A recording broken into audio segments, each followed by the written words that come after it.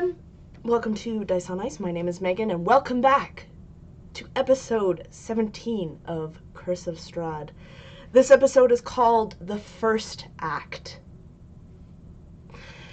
The players have gotten to Vallaki, though it is definitely not what they were expecting.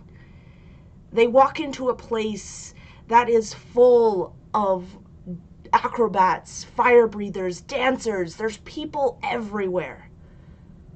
But it's a little too happy. So happy, in fact, that every citizen is expected to be constantly smiling and in a cheerful demeanor throughout.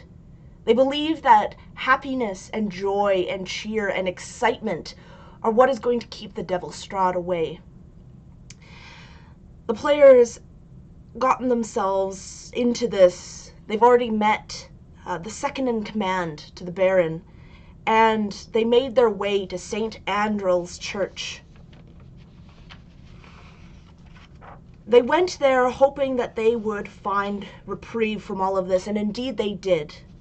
A church that did not require them to act in this way, which was quite relieving.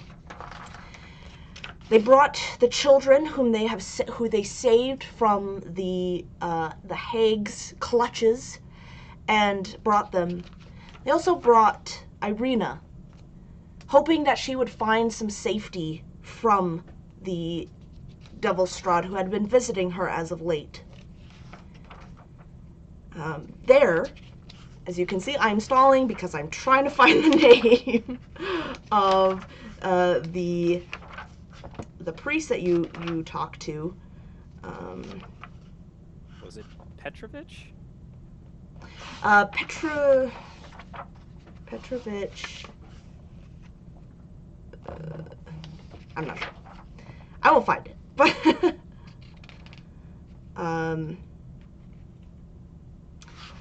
it might have been. But anyway, they met a priest there who was very kind. And took a liking to Eli because he was a similar man of faith, and the priest told him a secret. He showed him a cloth, a tapestry, that was so evil that they had kept it away, kept it locked off, and yes, thank you. Lucian Petrovich was the priest's name. He showed Eli this cloth, and Eli was very, very drawn to it. It actually took Lucian to wreck his attention, to pull him away from the cloth. This cloth holds power that is unknown. But they do see something in the cloth that is very odd. They see boxes, people carrying boxes, the same boxes that they found in the house, and the same box that Irina had in her place.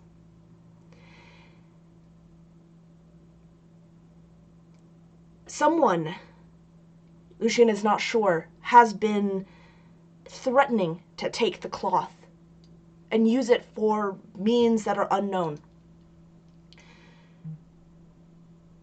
However, it seems as though, for now, the children and Irina will be safe in this church. And now the players are off to a show, one of the many shows in Vallaki, upon invitation by the Baron himself. And that is where we will begin. You are, I assume, walking out of the church unless there's anything else you wanted to do.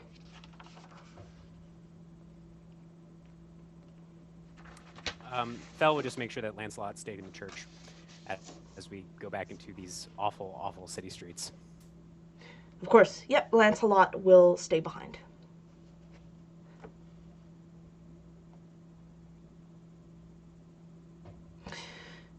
So, You walk down the street, I assume the smile's plastered back on your face, and you see that even though it is quite late into the night, there's even more people around. Crowds, dancers, acrobats, fire jugglers, anything that you can imagine. It is even more crowded. It seems as though this noise, the cacophony of crowds, never stops.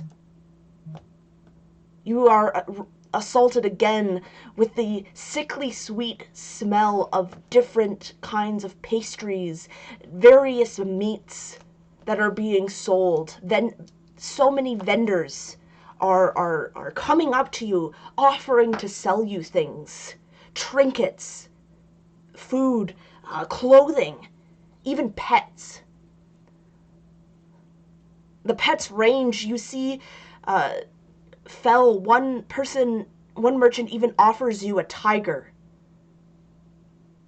whom he assures you he has in his small wagon, his small merchant wagon. But eventually, you make your way to the largest tent, where the right hand of Baron Valikovich has invited you. And as you walk towards here, you see a billboard covered in different posters. And you see that posters are glued on top of posters over and over again. It seems as though they didn't even bother to rip off the older posters, but just glued new ones onto them. I need everyone to make me an investigation check, please. See if you notice anything about these posters.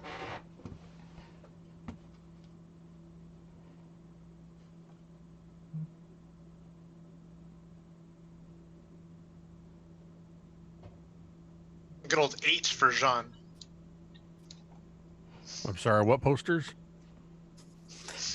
I got a 4. Fel is also overwhelmed just by all these sensations and smells and people offering things. She got a 6.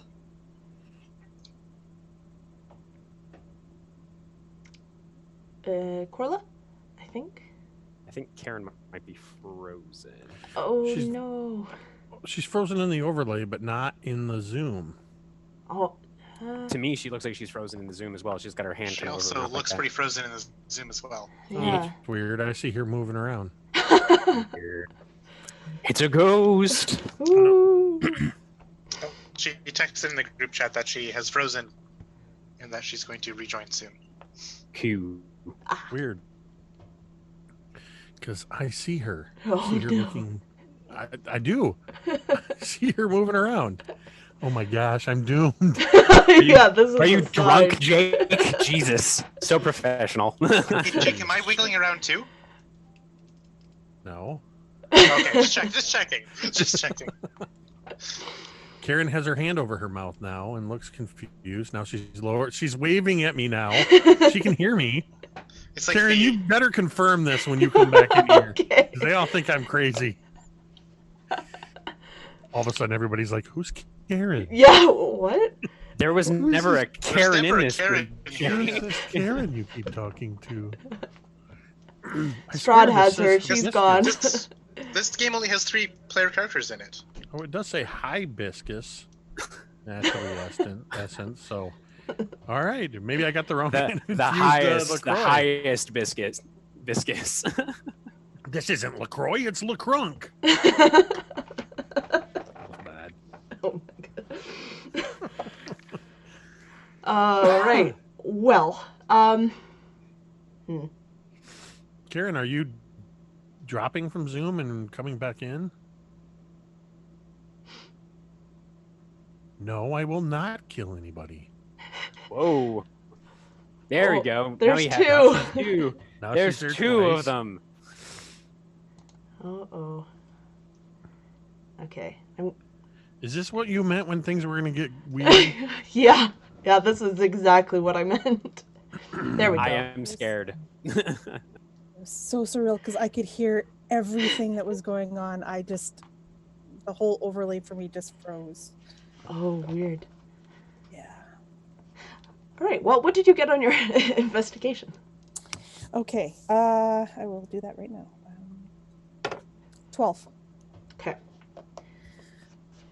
Corla, when you look closer at these posters, you notice something very interesting.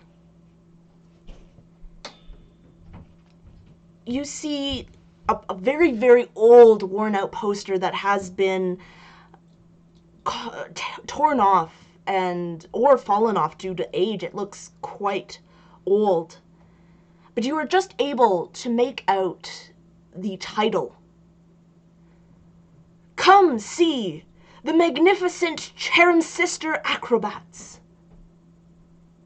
On another one, just as old, you see Miss Vanderbeck, the amazing sword swallower. Upon another, you see, this one you can see a little bit clearer. The picture is off. You see a man who has some sort of whip and is looking as though he is taming a ferocious lion. The magnificent Laszlo Alastroy tames the fearsome lions. Then you see more. The immortal man. And this one shows a picture of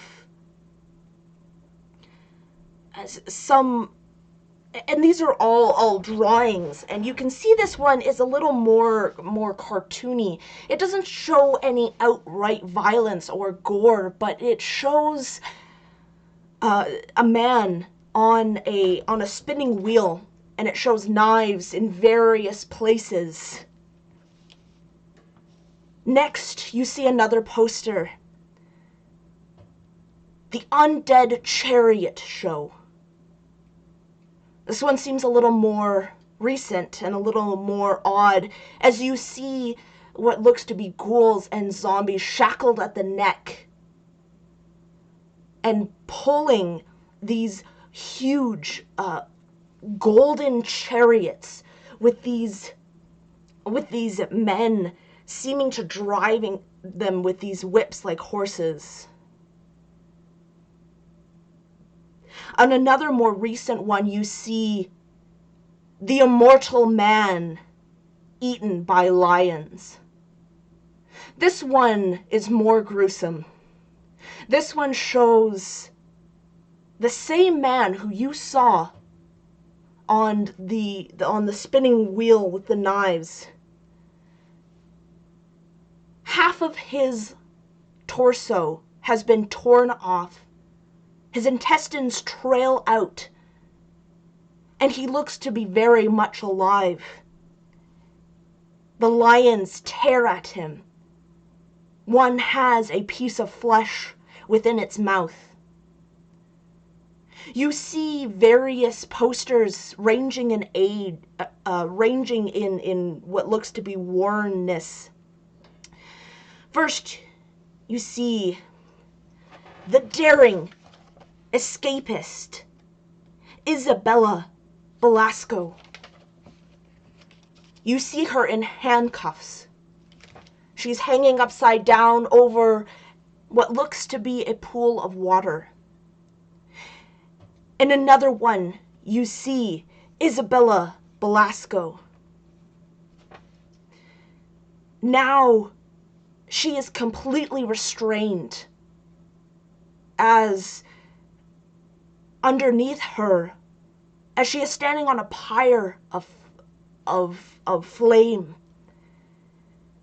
it seems as though there is this thing that is letting her down into these fires.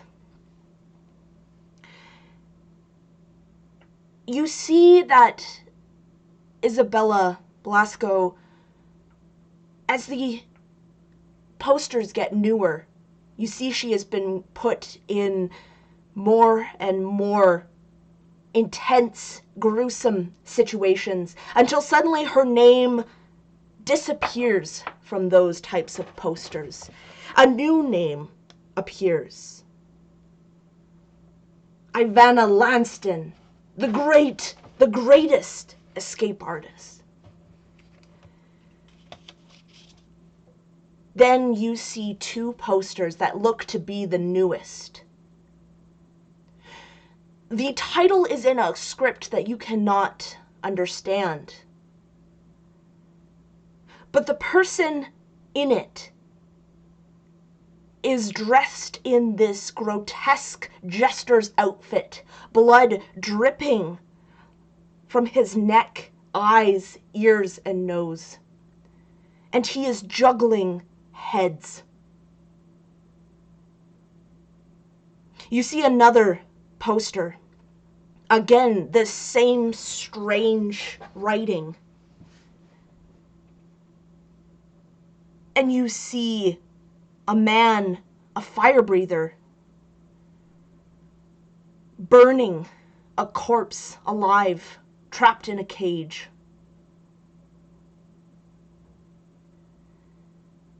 Do you say anything when you make notice of this trend?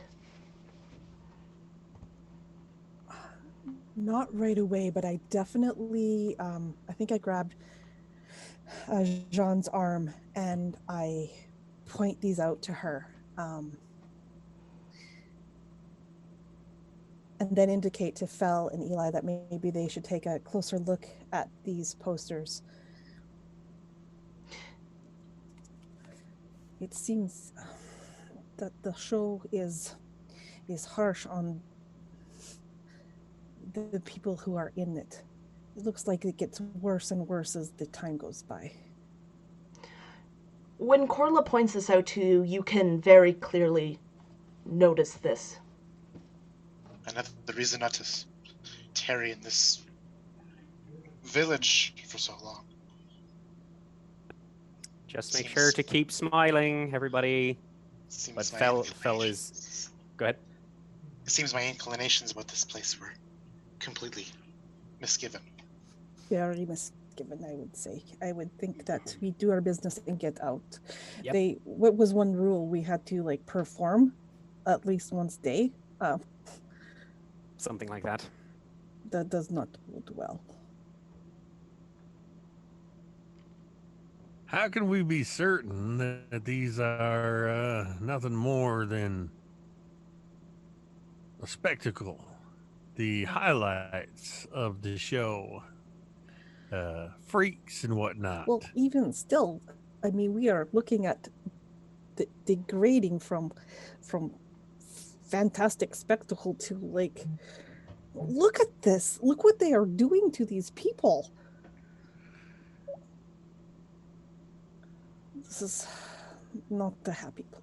This is a very happy place, yes. There you go. Come on now, let's There's a good chance that these are simply illustrations to draw the eye and make you want to see all the more what's inside that makes you smile so brightly.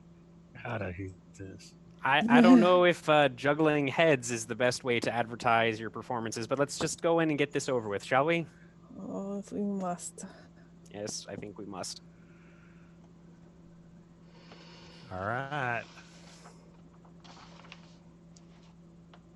You walk in.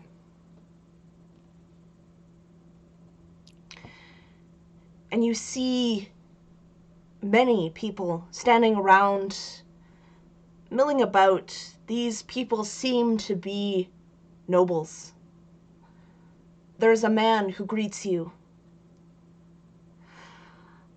Ah, you must be the people that the Baron has invited you as his special guests. Welcome, welcome. You will be all seated in the front row. A huge honor, to be sure. Thank you so much. Greatly appreciated.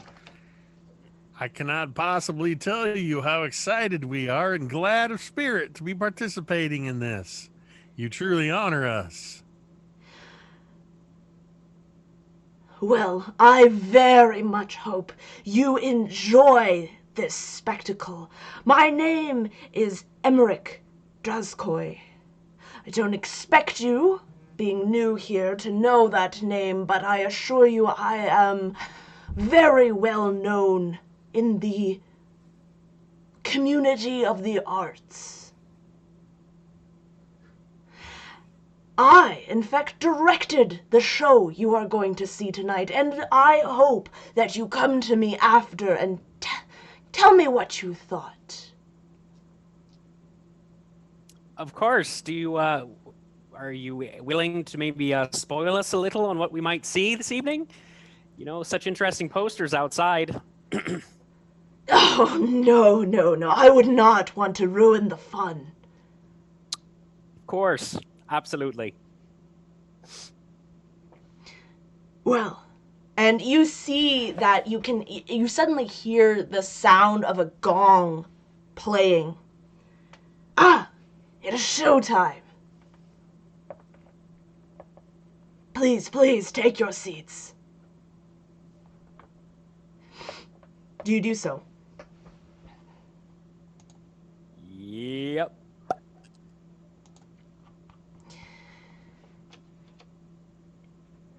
You all sit down, front row. The candles get snuffed out around you, and you're facing a stage. And you see the man, Emmerich Drazkoi. He comes up onto stage. Ladies and gentlemen, Baron and Baroness. And he points to the back.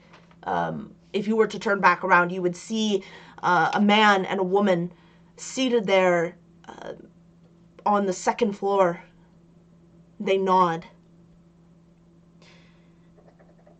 You can suddenly see that the man is very nervous, almost shaking as he begins to speak.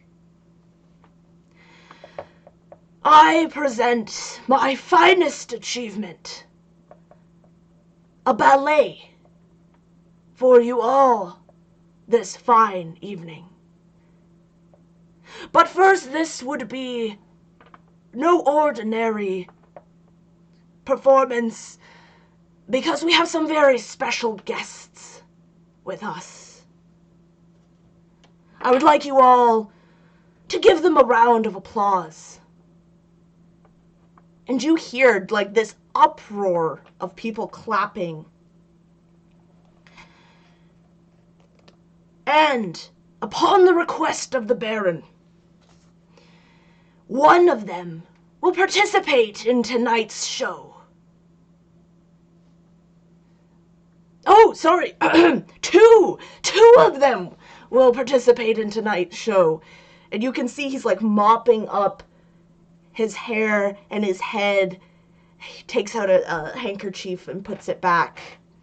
So, I am going to roll a d4, or 2 d4s. And we're going to see who. That is going to be Corla and Eli.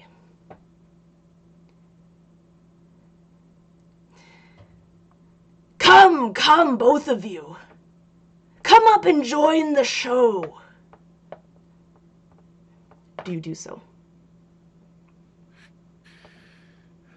I stand up with a big old smile on my face and I reach out a hand to Corla. And I imagine being in the show, I'm going to regret this, but I would have taken a seat and I would have set my rucksack down next to the bleachers with a little bit of a clack, as the rucksack is, in fact, actually a wooden chest. And then I would reach out and take Corla's hand and with a wave to the crowd, see if she's, I'm not going to yank her, but see if you're coming along with Corla. Corla looks nervously towards Jean, but when you take her hand, she She resists slightly, but does stand up and goes with you. Please, just give us a few moments while we ready the show.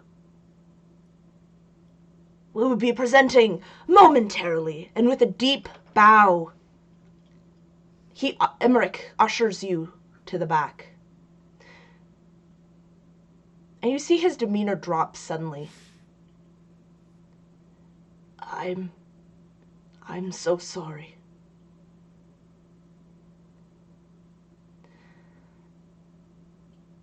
And you suddenly feel, I need you both to make me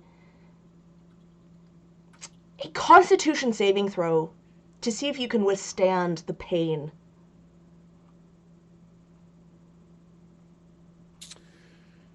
All right. Well, that's... where do we cash in domain dice on this stream? Let's see. Oh, I have a +4 to Constitution saving throws. So that makes it 9.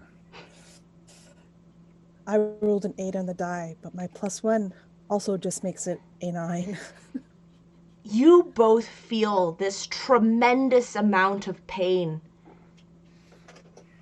as you see hooks attach to your hands, your arms, your torso, and your legs. And as you are both losing consciousness from this pain, you are going to take some damage. Let me just... Eli, you're going to take 10 points of piercing damage. Corla, you will take 4. And as you pass out, you lose consciousness from the pain. Emmerich says, "This is probably better this way. Just wait until it's over." Fell, Jean. Silence. Barely a murmur rushes over the crowd as the lights dim. The curtain rises. And before you, you see 5 figures suspended in midair, attached. And as the lights come up, you realize in horror that 2 of them are your companions, strung up like puppets, hooks attached to their bodies. And the string and the hooks begin to move. You see that both of them are unconscious as the strings begin to move them. Music begins to play. The other 3 are also strung up in a similar way. They begin to sing.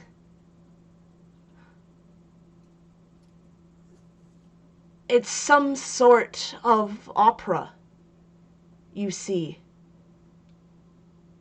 They begin to sing and dance and twirl. They're acting out some sort of love scene where the soldier has to leave his bride-to-be. And they swing around and they dance, and if it wasn't for the absolute horror of the fact that they're just swinging bodies, bleeding, it's actually quite beautiful. It's a very, very typical story of a soldier going out, having to defeat an evil so that he can save his town and his beloved. Do the two of you watch? Do you do anything? Jean can't stomach it, seeing this twisted use of both the dead and the living, and she has to look away from this. Fel is shaking violently, her pale face just completely milk white as she watches Eli and Corliss' bodies being jerked around in this fashion. And I imagine at one point she not only looks away, but at some point she's going to just quietly vomit onto the ground between her feet because she is absolutely horrified. This is so far beyond her realm of experience in a land that is full of things that are beyond her realm of experience. Eli and Corla, you eventually regain consciousness. About mid-show. You feel the ripping and tearing of your flesh from these hooks. You're each going to take... Eli, you take another 10 damage. Corla, you take 7.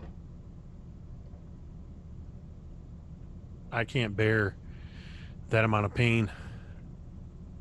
It's white hot, and I imagine it's for reasons unknown to me other than just the pure emotion of it. It's bringing me back to that night in Greenest into the church, and I fall unconscious.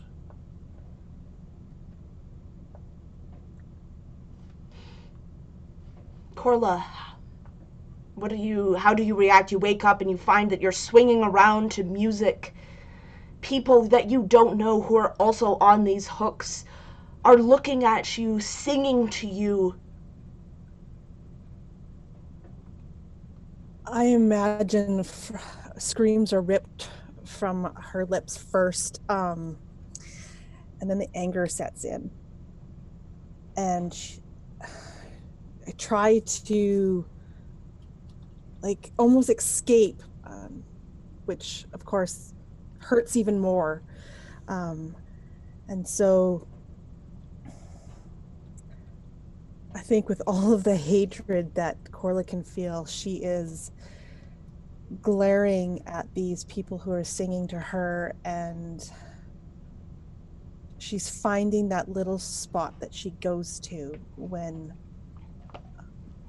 bad things are happening, and starts to recite names and takes stock of faces.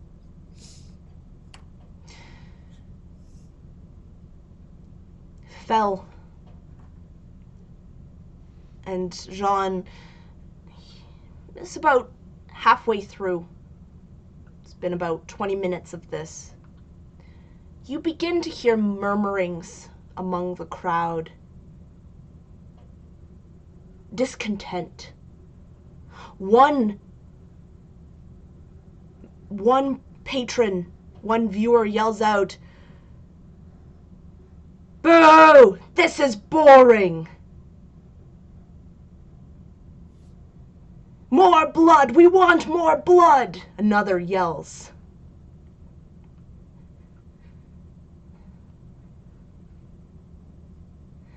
And the jeers begin.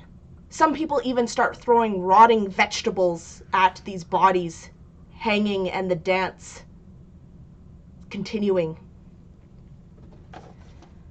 Eli, I need you... You're down, correct?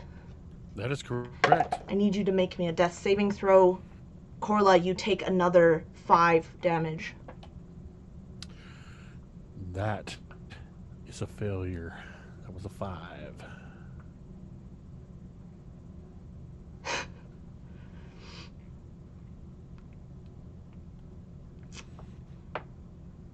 You can see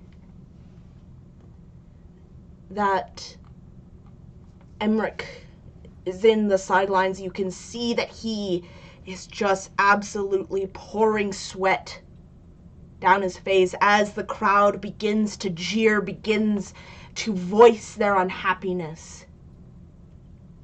He looks around, and you can see that he snaps to one of the attendants, the many stagehands.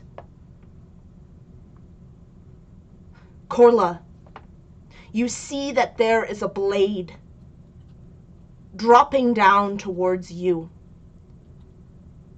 You hear a voice in your mind and you realize one of the attendants is using message to speak with you. Please, grab the blade.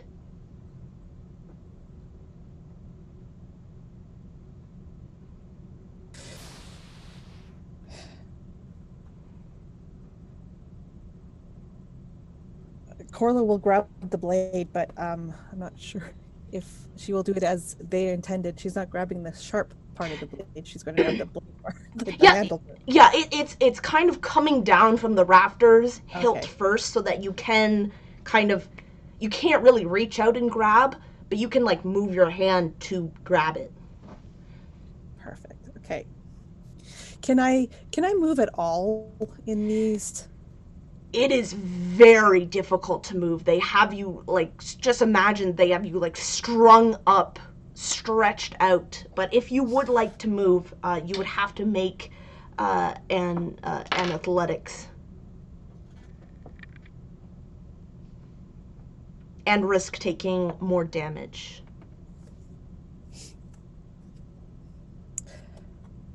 Okay, I think at this point she's going to hang on to the. She's going to hold the blade, see what's going to happen, but she is readying herself to move on her own if she doesn't like what's coming. All right.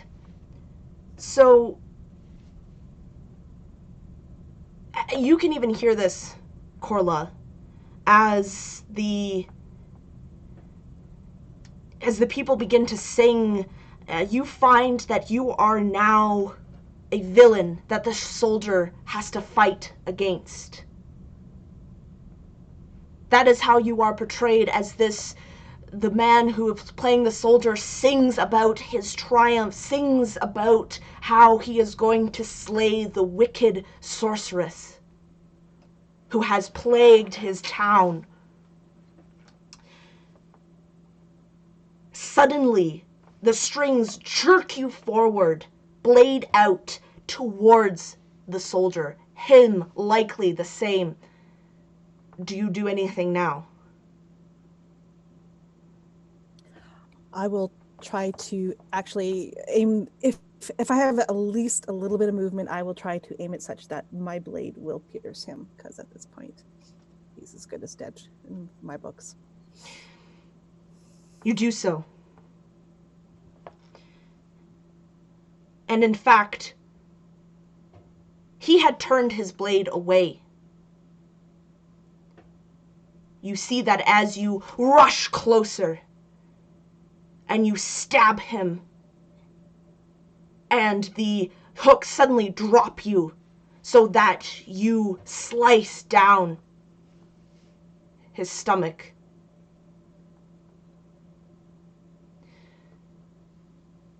He lets out a gurgling last note of his song. Till the end, he is dedicated for some reason. You hear an uproarious cheer from the crowd as the blood is spilled. And the curtains close.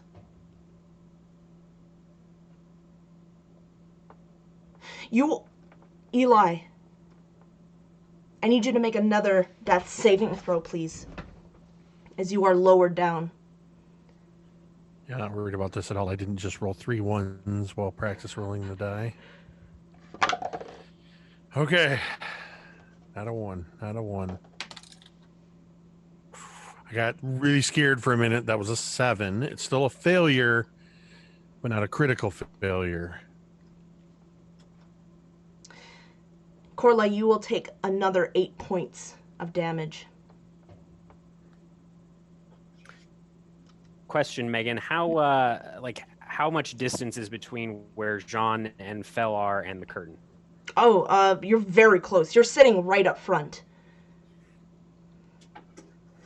Oof. All right. So Jean Fel looks at you, looks at the curtain, looks back at you, and then she, without saying or making any kind of indication what she's going to do, she gets up and just runs towards the curtain as quickly as possible.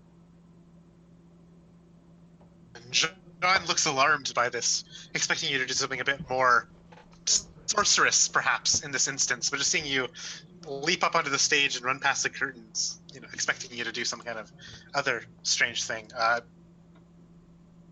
would run after you after a bit of pause, just from wondering what the hell's going on. So once she's through the curtain, Fel would immediately start looking for Eli, and if she can get close enough to him, she will try to get him off the hooks in a way that does not result in more bleeding. You see, as soon as you're back there, Corla, you have, as soon as the curtain is down, you see attendants come rushing out and start unhooking you, as well as Eli and the other actors. So, Fel, that's what you come back to see. You see an unconscious Eli, a bleeding Corla, and another dead person.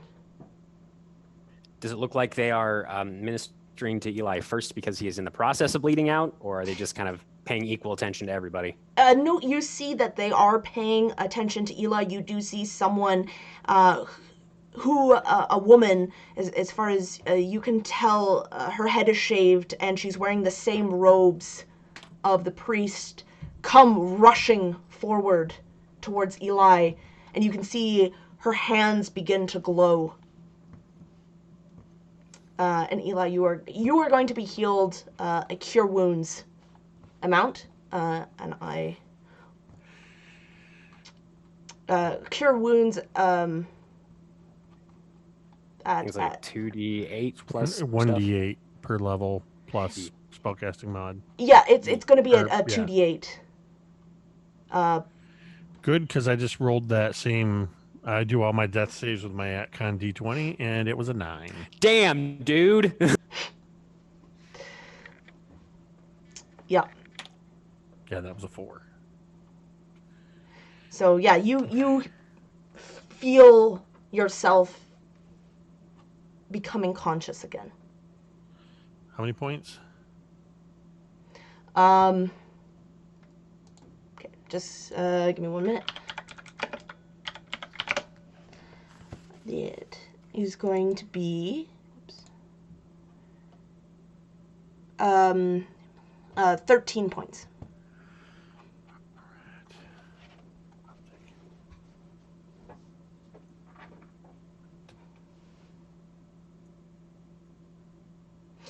You can see that the priestess is looking around, or the monk is looking around quite fervently, fearfully, as she does this very quickly.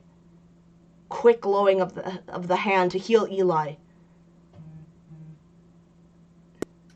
Are there any like guard-looking types, like people dressed up in jester motley back here?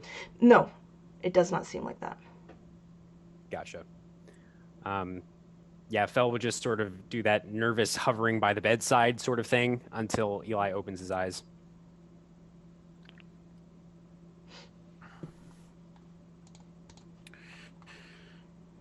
Well, it appears I may have been wrong about the artistic depictions of certain grotesque horrors within this place. Yeah, you should really try to stop being wrong as a habit kind of thing. It seems to be a pattern, and she is going to, very gingerly, knowing that you literally just got off hooks, she's going to just wrap her arms around you, Eli, and just hug you tightly. Like you can feel her shaking and sobbing into your shoulder as she just hangs on to you, trying not to upset your wounds. Yeah, I tense up a bit, wincing, and then just as I feel the crying and the sobs, just sort of loosely, not too tightly, but also wrap my arms around and just sort of just sort of gently pat the back of your head.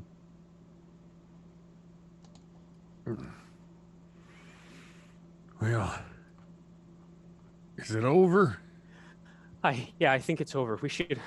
We should go. And so since there's no guards back here, she'll just kind of move her face a little bit back, kind of realizing what she's doing, kind of drop her arms and just say, "Can you walk? Can we need to leave. Where's Corla? Jean?" And she'll look around for the others. John's like nearby. Is there an expectation that we stick around? I don't care if there's a fucking expectation. We're getting out of here and we're going back to the temple right now. Come on. And then she's going to try and help you up to the best of her ability, even though she's not very physically capable. You Where's feel. my pack? I think, yeah, it's still on the seat. It's sitting next to the bleachers. You feel a hand on yours, Fel, and you see that it is the monk lady. Lucian sent me to make sure that you stay safe. I did what I could. You will have to stay. I assume the Baron will want to speak with you. Well, they can at least let Eli and Corla go back to the temple, right? I mean, they're bleeding. Let me and John stay. No. You're going back to the damn temple. There may be an expectation that we did not survive that, particularly given my lackluster performance. I think it'll send a message of our resoluteness if Corla and I and all of us return to our seats. I have one message for the Baron, and I am going to deliver it. Just remember that there are a lot of people out here. And they can all die if I have my way. They sat there, do nothing. They make these things, these spectacles worse. They are no better. There's something greater than us going on here. It's terrible to be sure, but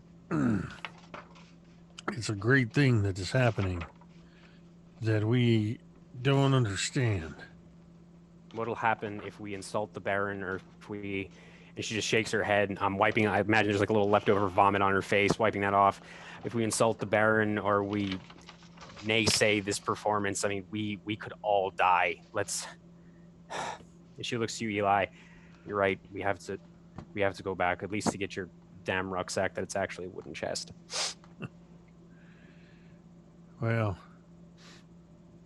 we just need to make it through this night. Get some rest. And then, Corla, wait until we're strong enough. If we lash out now, it's not going to end well for anybody. We'll bide our time. Like I do. Seek first to understand. And then we take the right one out. This ends.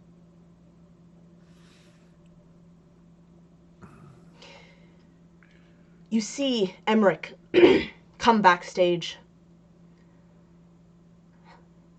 Magnificent, magnificent. The audience loved your performance. Please, please go out. They are waiting for you. Bow, bow to your audience. And the curtain begins to rise, and you see all of these nobles standing a round of applause. And you see a woman.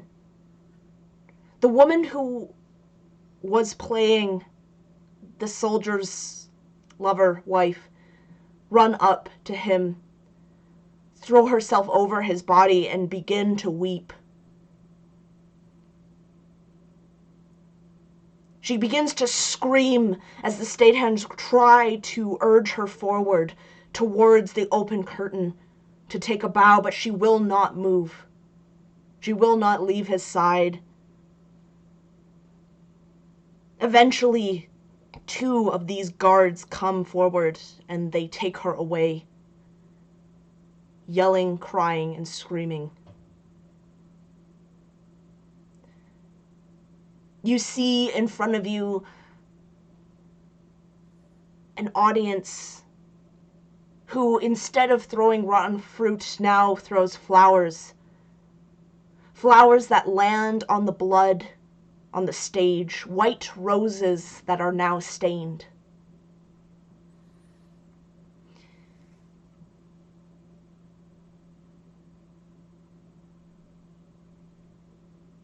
The Baron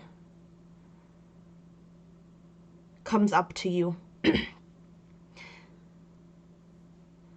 Oh, that was magnificent. Although, you, and he looks at you, Eli, you know we have a rule about smiling here. I would have liked to see a little more joy in your performance.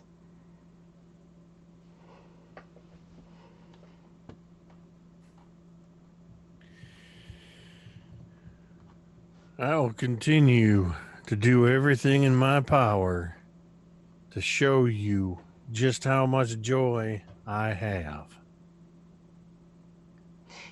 Excellent, excellent. Well,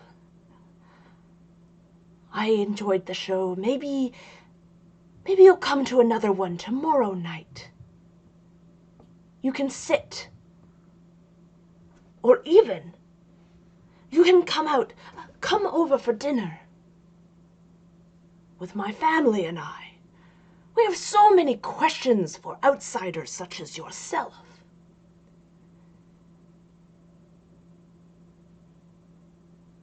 It is not mandatory, but we would love to see you.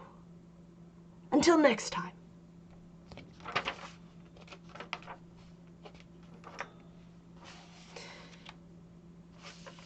And he begins to walk away. Do you do or say anything?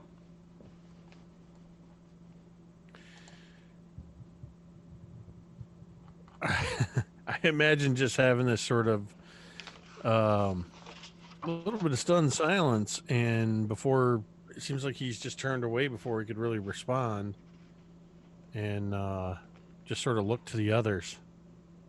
Well, looks like we might have dinner plans tomorrow night. Or maybe not. He said it wasn't mandatory. I get a feeling that him saying that was just a just a courtesy. I don't feel like there's anything that's not mandatory around this place. Well, you know what else is mandatory? Us getting our asses back to the damn temple. Let's go.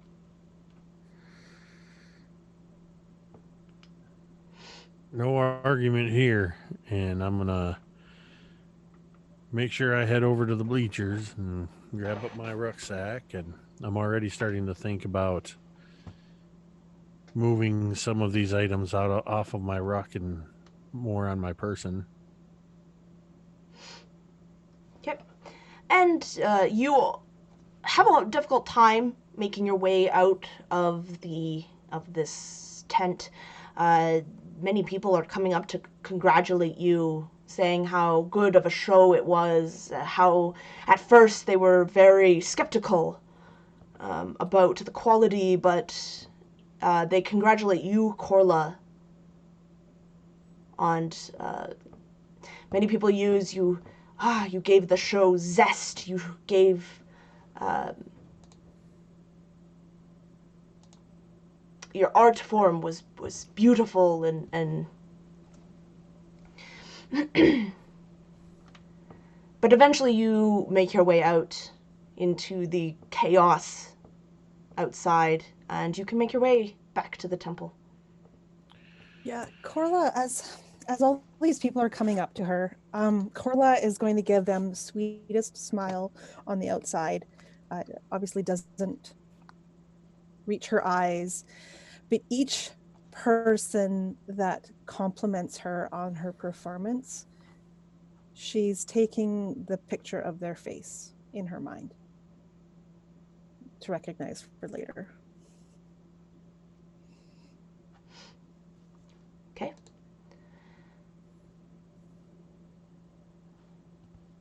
All right, so you are able to make it back, and if there's nothing else you want to do, you are able to take the potion, if you would like, that allows you to have restful sleep and have a long rest. That was almost like you read my mind. I looked over at my equipment and I'm like, what the hell's Brother Gregory's sleeping concoction? That was just as I was remembering it. You read my mind and filled in the blank. Is there anyone who does not take the potion? I'm taking it.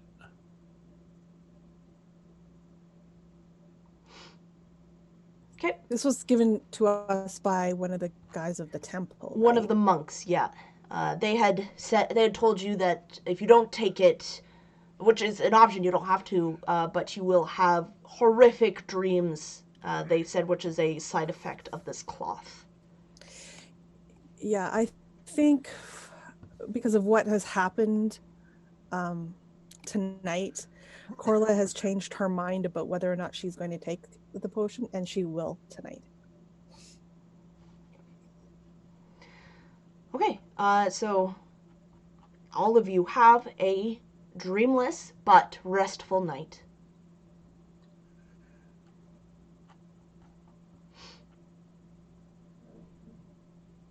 And in the morning, you are... So, yeah, you can have a long rest, and you get to level up, which is exciting. Yeah. Let's see.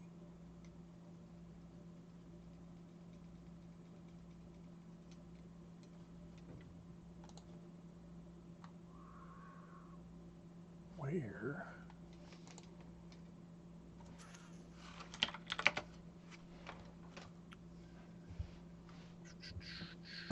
Let's see. So, you wake up to the sound of chanting. The monks are saying their morning prayers. Hear the bustle, you can hear the din of the the music outside. It has not ceased.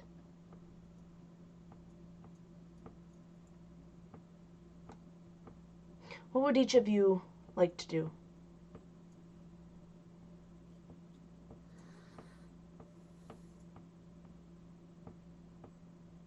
Fella's going to take a moment. Actually, she's going to look at the spell book, Flint spell book that she still has, as well as some of the runes on this rune carved bone that she found in the Durst household that she's kept with her so far. She's going to kind of lay these two items out next to that Vistani tree branch that she's using now as her focus, and just almost as an exercise to sort of calm herself down. I imagine even though it was a dreamless sleep for her the previous night, it was still not an easy one. I imagine she did not sleep very well just because of what she witnessed. But she's experimenting. She kind of conjures up with a little bit of effort a firebolt, and then she kind of looks at it, maybe traces some of the runes in the spell book, and it shrinks to this pea-sized ball that kind of hovers around her fingers. And she smiles. It's a kind of weary but excited smile, and then she dispels it. But then otherwise, she would, I guess, go out into the main area wherever the monks eat to kind of wait for the others to wake up and come out so they can discuss options for moving forward. And when you go into the mess hall where the monks are eating, you are served, quite apologetically so, the monk says, we live simple lives, and so we do not eat very much or very lavishly here by choice. I'm sorry, we do not have much. And you would get like a bowl of porridge. You know, as long as it's not tomato soup, I think it'll do just fine. Thank you, I appreciate it. And she will just kind of start spooning this porridge into her mouth. A lot of porridge in Barovia.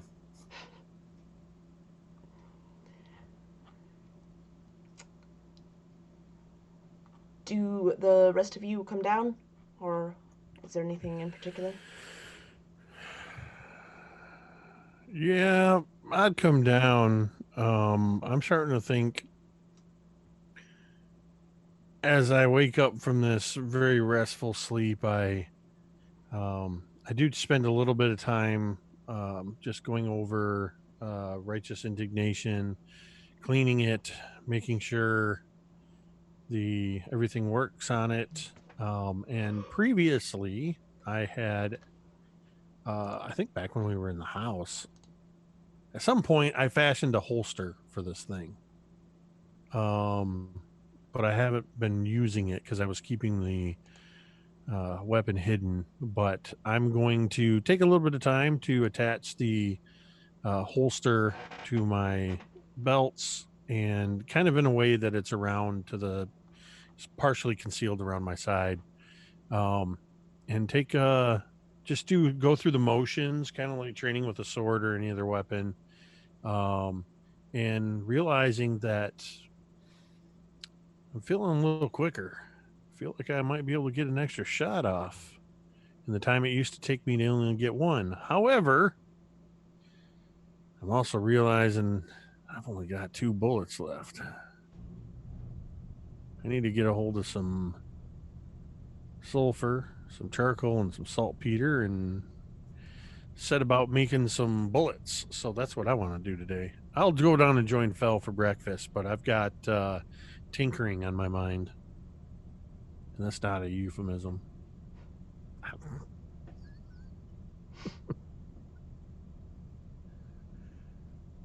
How are you feeling? I'm feeling surprisingly well. I slept really well. Good. I'm glad you drank the potion. And I don't even see scars on my arms or my legs or I mean, if I'm being honest, I can still sort of feel the phantom of those hooks and barbs digging in. Yeah, maybe we don't talk about that over breakfast or, like at all, ever. That'd be great. Right. Well,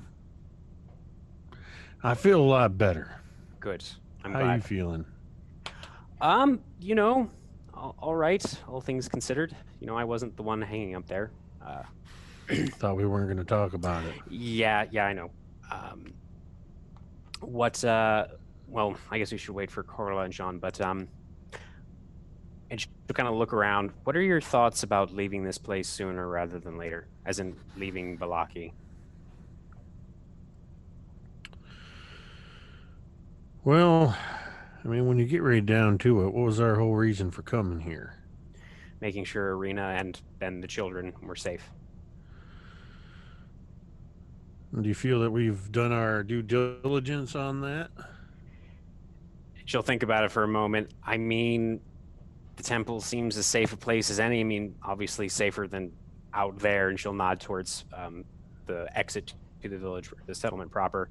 I mean, the only thing I could think of is, I don't know if the priests are having any difficulties here with people. I mean, maybe we could help them with something, but I think the less time we spend here, the better, honestly. Well, Petrovich did indicate that somebody's trying to get their hands on that cloth. Oh. And that means this place is a target. And then, though the temple may be a safe place for Arena and the children, I don't think it's any safer than the eye of a storm. It's calm for a little while and the storm rages all around. You've seen what this place gets up to, particularly at night. Mm-hmm. I'd like to give it at least another day. See what we can find out. Maybe we go fully rested up and at our best, we go have dinner with this Baron and his family. We'll just see what's going on. I mean, dinner with nobles, you'd think after dining with my aunt, you would be tired of such things, but that's, if that's what you think is best. That's fine. I suppose I could definitely. I'm sure everybody could use some time to resupply. There's a few things I'd like to buy in town. You were actually mentioning that you needed to buy some things. Do you need coin? Oh, let's see. Let me just check my. Oh, no wonder I can't find it. It's empty. And I just throw an empty coin purse on the table. Ha. How much are you thinking you're going to need? I don't know what.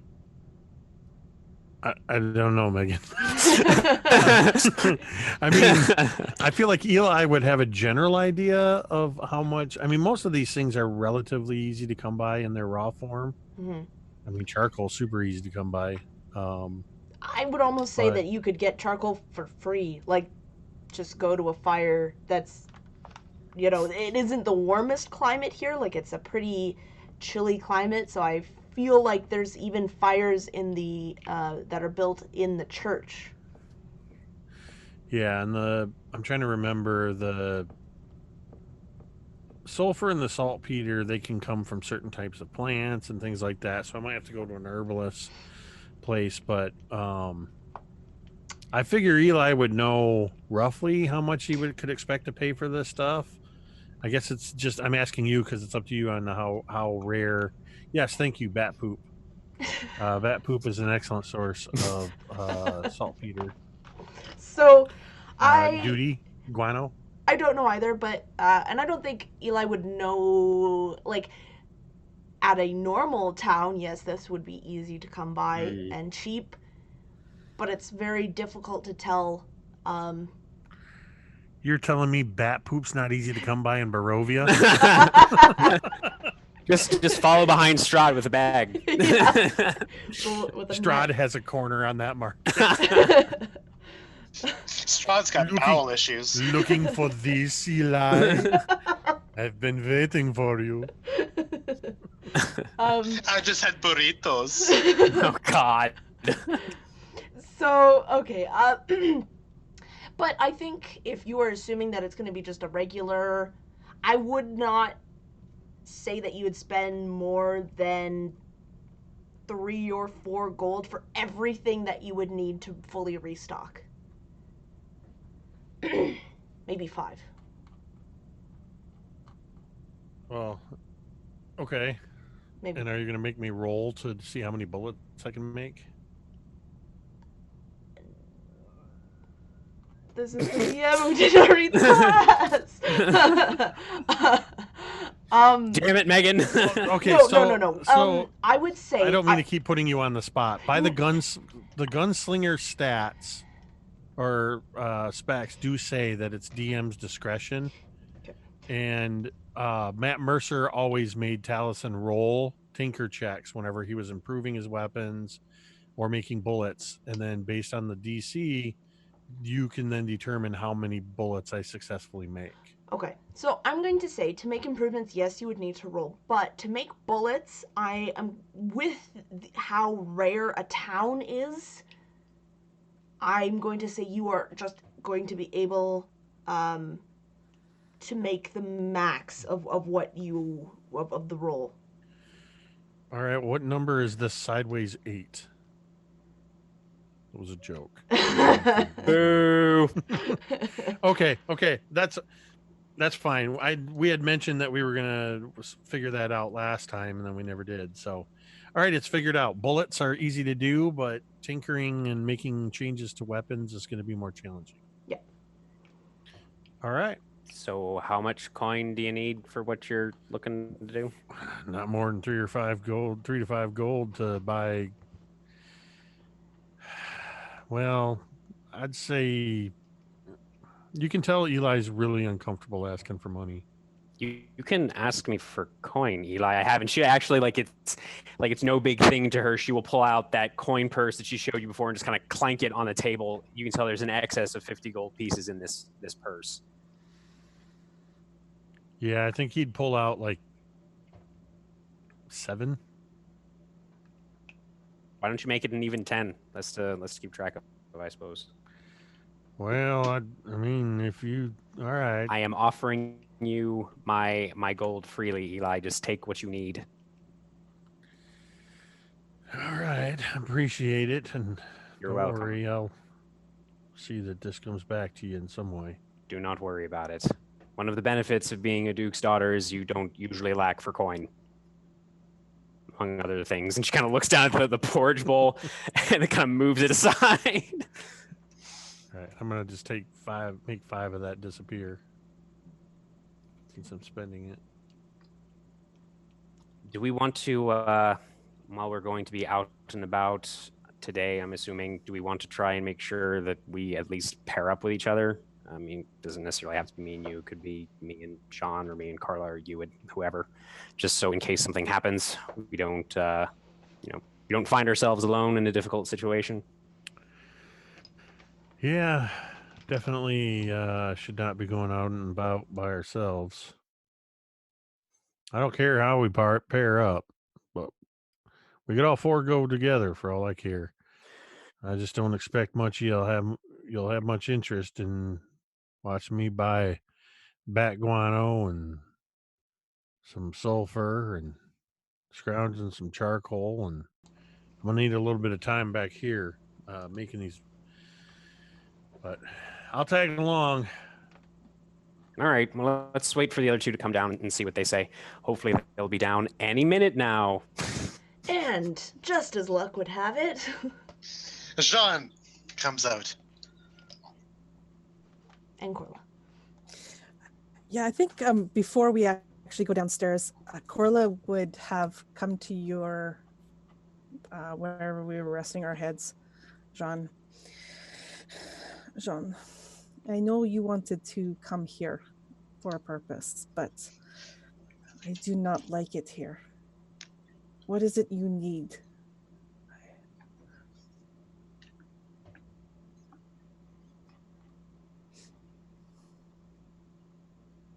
What is it that you wanted to do here? Is this me? Yeah. Okay, I'm just like. No, it's the other John in this campaign. I missed whose name was being spoken. I'm like, oh no, my worst nightmare. Jean seems to be almost like spaced out for a little bit, looking introspectively, and then you kind of have to snap her into it. It's like, Jean, I'm talking to you. And Jean looks to you, and she'd say, I came here hoping that it was a way out. And that's not the case. No. This is far from being out. This is worse, I think. I do not like it. I do not want to stay. But we promised those children we would take them home.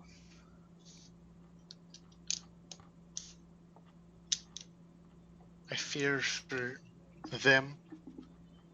I fear for them in our care. I fear for that village of Barovia. I feel fear for everything here. This can't be how it is. Right. I came here thinking that these people of Valaki, that they would know a way, and no. They don't. They're stuck here. They seem just as the Barovians, just as the Vistani, just as every person we've met here. They seem as lost, if not more so, than the people of Barovia. Like this. To see the horror that you had to suffer, you and Eli, I feel guilty. They have taken this whole purpose, this be happy thing, and they have twisted it and made it something even worse, I think, than what they are trying to stop. These people are ill, yes. And I fear for the children's lives here, to be honest. But they cannot come with us on road if we do not know where we're going. But in the care of those monks, perhaps they're safe.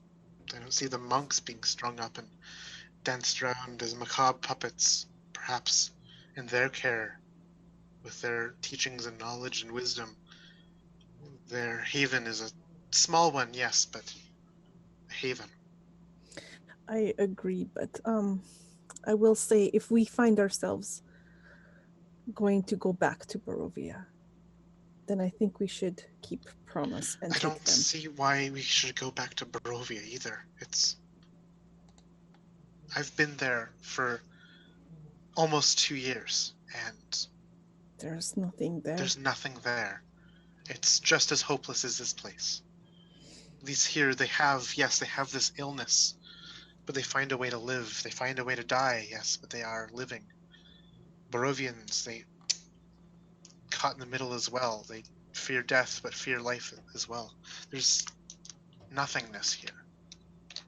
The only one with any kind of reason are these monks and Madame Eva herself. These monks are trapped. And Eva showed us this path to take, but it was cryptic and trapped behind pictures and cards. Yes, I did not understand that much myself. There is one thing I want to make sure I do before we leave here. Remember that woman on the road? The one that had escaped, that we brought the back? fugitive, yes. Mm-hmm. Yes. She mentioned to me to go to the Blue Water Inn. And I would like to go there. I would like to find out. It sounds like that she was part of something underground, I would say, like not part of what is going on here that we can see, but something else. And I would like to understand more and find out what she is part of. So I would like to go to the Blue Water Inn. If we find an island of sanity here, it's best to try to stay there. I'll speak to the others of what our path will be, but your lead here is a good one. Jean will turn to the table that houses Fel and Eli, and she'll kind of like lean up against something that could support her leanings. It seems that Valaki here is a dead end. It's a miserable place of sorrow and death. No worse than Barovia itself. There is no escape here, no flight that I wish there to be. I'm sorry for guiding us here. Well, I mean, it's the only settlement that we know of that can supply us with what we need for now. So I say we do what we have to do, and she'll nod to Eli. Eli was saying that maybe we go to this Baron's home for dinner and then we leave. Stay here no more than a day, more or so. Anything longer than that just invites disaster, I think. There is one idea that I have, and another that Corla has here. I remember the strange cryptic words of Madame Eva. She referred to a man with a monkey. Mm-hmm. And when I walked past it yesterday, when we walked past that man with the monkey, I could not get that thought out of my mind of Madame Eva's premonitions. Perhaps he might be a way out of here, both out of Valaki itself, out of this hell, but also out of this whole land.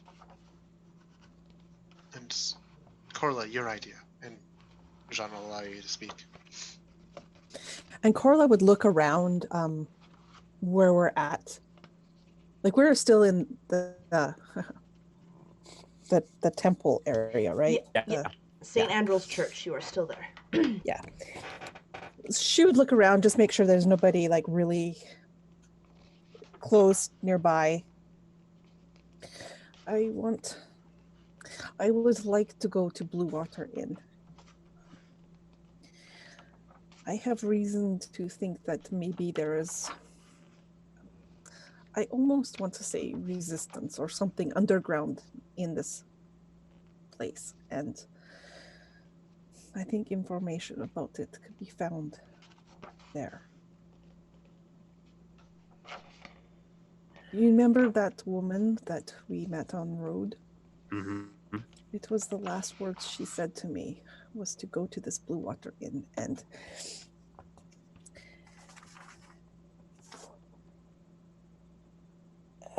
I think and meet this lady, talk to her. So I do not want to stay in this place for any length of time, but I think at least to go there and find out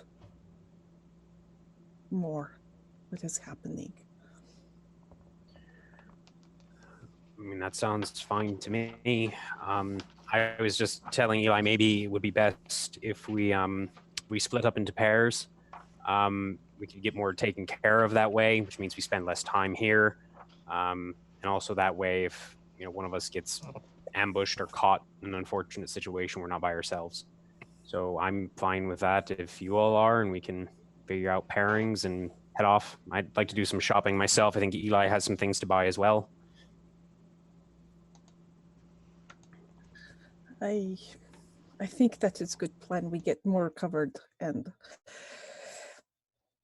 there is one thing I remember when we came in, that the Blue Water Inn, once we cannot leave once sunset happens. So if we find ourselves in there, we must stay.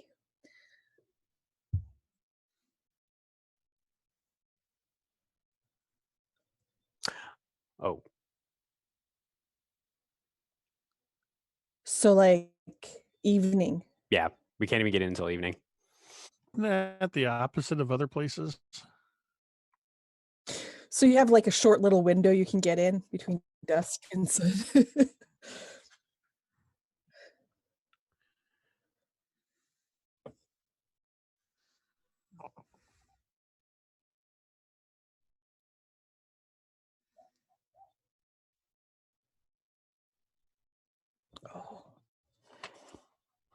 Oh, dang.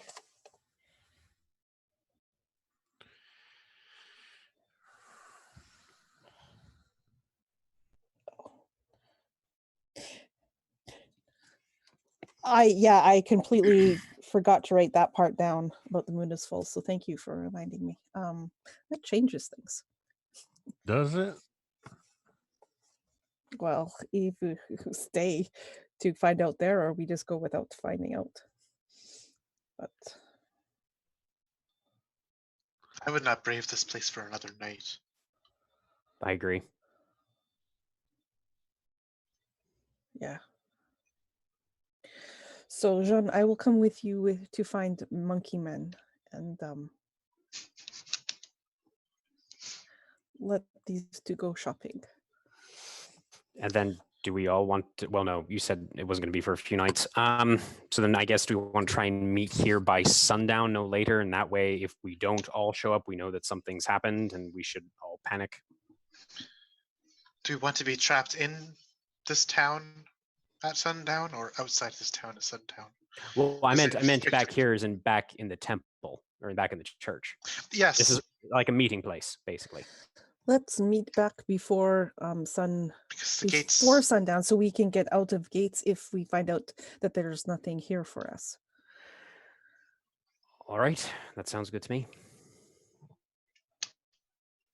All right, well, you two can get on with your monkey business, and we're going to go shopping.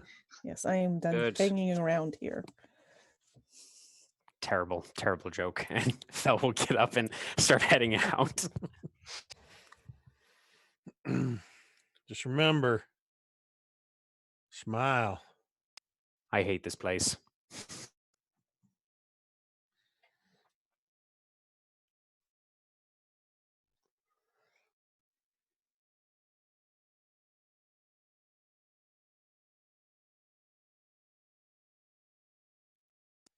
Correct. And I kind of have an idea of what Fel needs to get. If you want, I can just say it and I'll mark the gold off because, I mean, unless there's any kind of conversation that needs to happen, I think that'll be pretty easy to fast track through.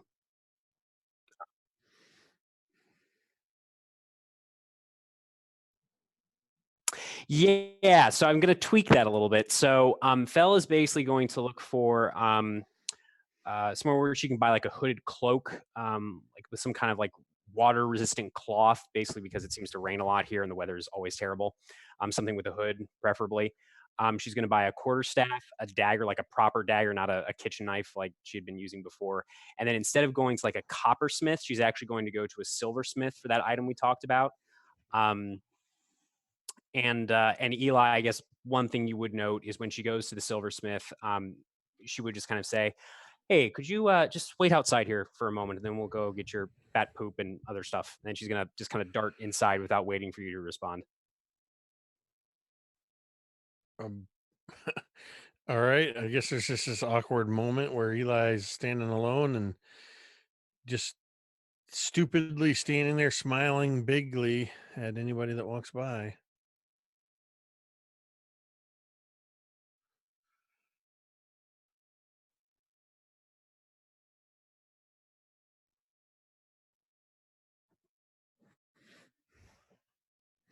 Oh no, she wants her health energy back.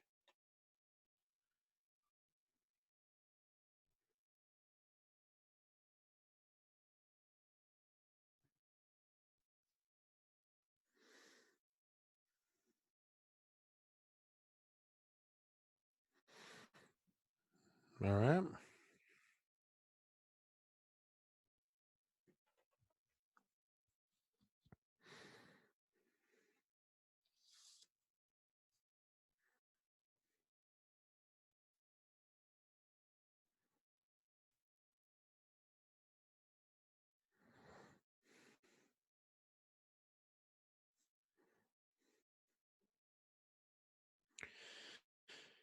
Henrik Vandervoort.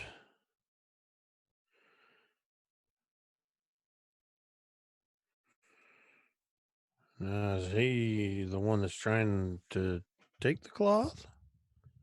Or does he have information about who's trying to take the cloth?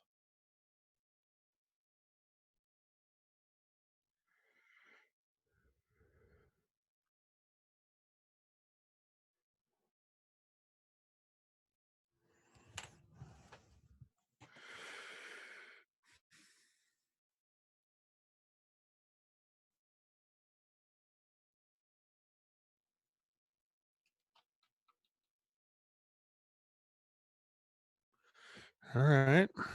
Well, thank you for this. We'll look into this. See what we can find out.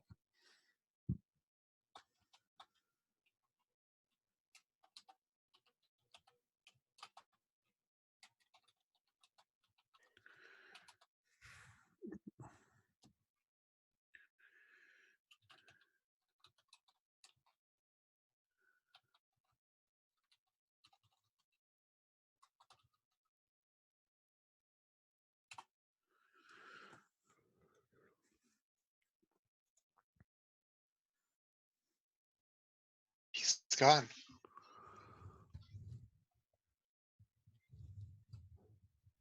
Well, he must be around here somewhere. And Jean will lead the way looking Mhm. over the crowd, through the crowd, beyond the crowd, for where this man with a monkey and his stall of strange exotic pets might be.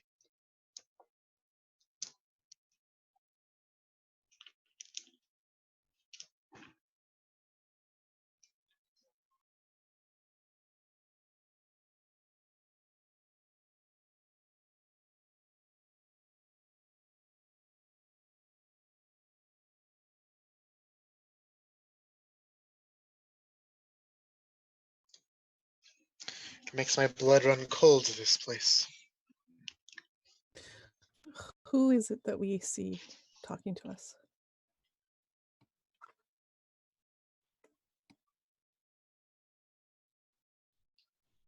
Oh.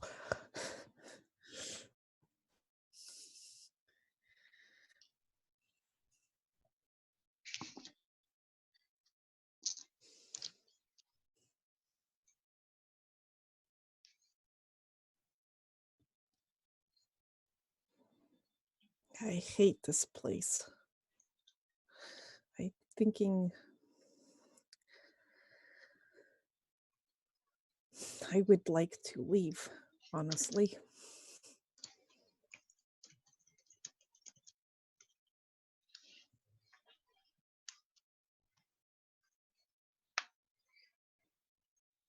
far from it.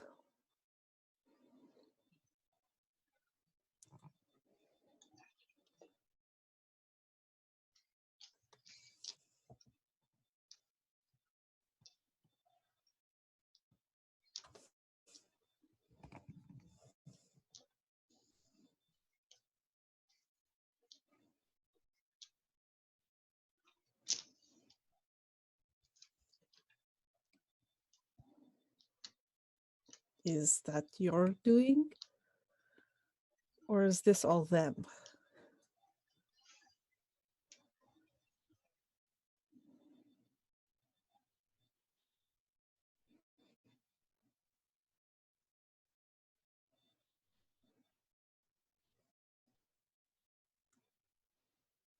You didn't answer the question.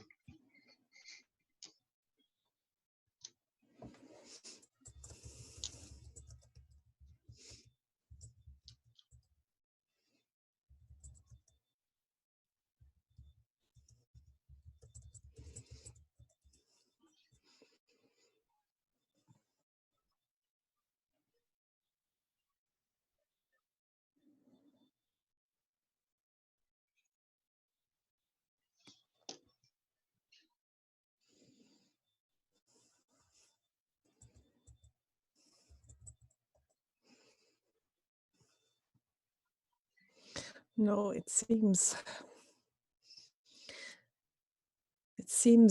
that the evils are here inside them, just waiting to come out.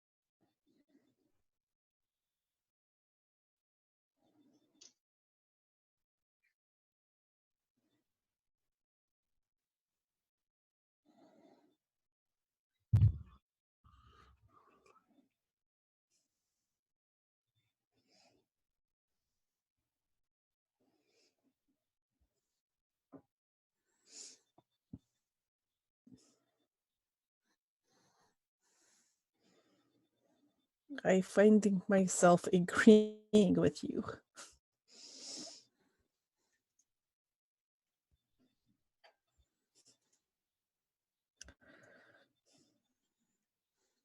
You are probably one of the most sanest things in this place.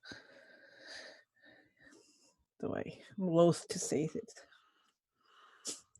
I'm not trying to.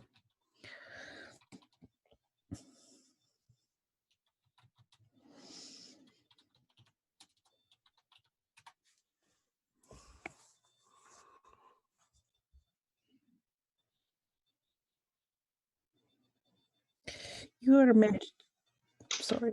I was gonna say, you are mentioning that the Baron has plans. You know of these plans?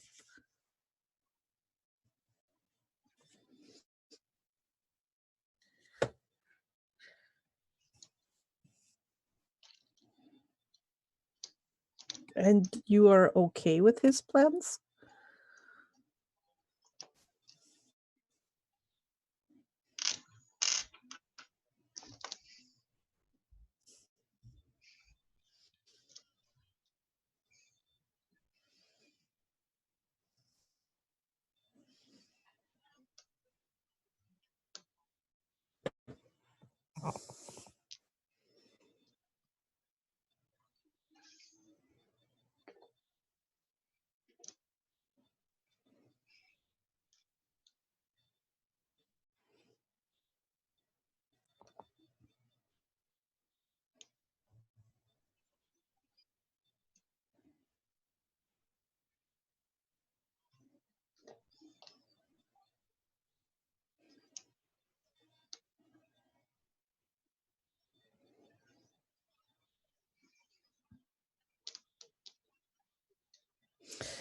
Corla would look over to Jean when he mentioned his wolves.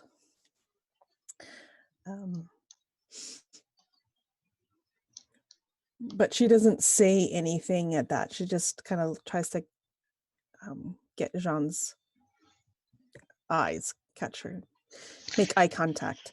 Jean's eyes are uncatchable in this instance, as she has stopped walking. She looks down near her feet. The hairs in the back of her neck would be standing upright as if she's covered in goosebumps. She's almost frozen in the presence of Strahd.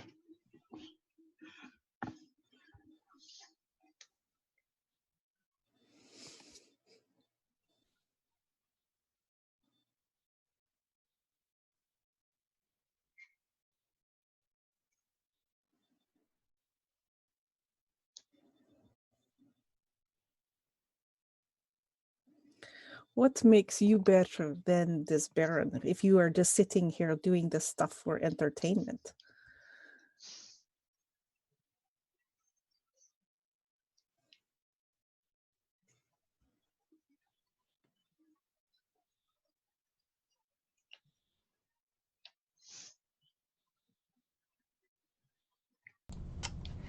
I do not.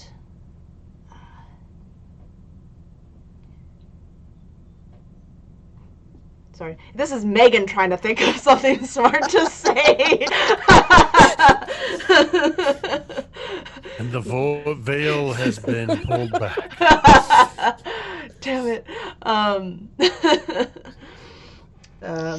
You pull off his mask. He's just like, "Oh, it was actually just Megan. This is Yeah. Man, it sucks when an NPC has a higher intelligence than you do.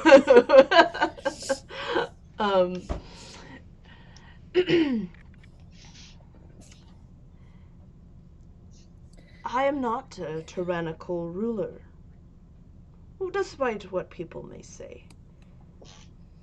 But yet you would let these atrocities happen here in your supposed land that you are lord over, and you would do nothing but just watch? Who's to say I've done nothing? I've told you, have I not?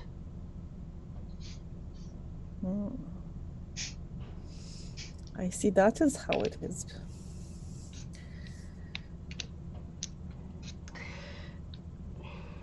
You have others do the, what you say, dirty business. When you're as old as I am, when you've seen things again and again, it gets tiresome to rule over people with an iron fist. I like to see how people act, what makes them tick, who they are. You see that the people here are not stopping anything. They're not revolting against the Baron. They're screaming for more.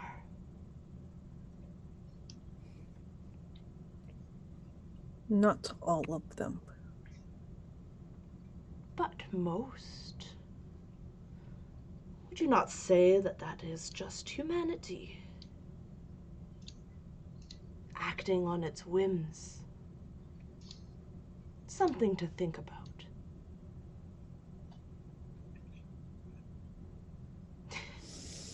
And with that, you feel the presence leave you. Mm-hmm.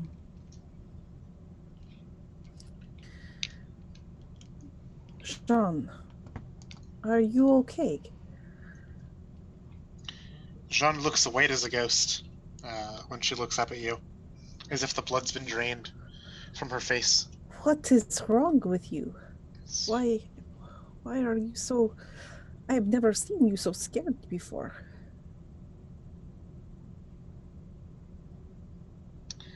This place, this place haunts me. This place is horrible. Just like the worst things of anything you could imagine, they come true here.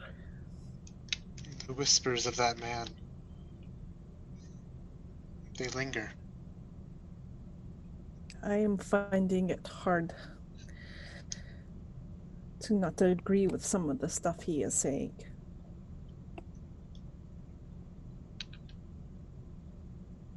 What does that mean?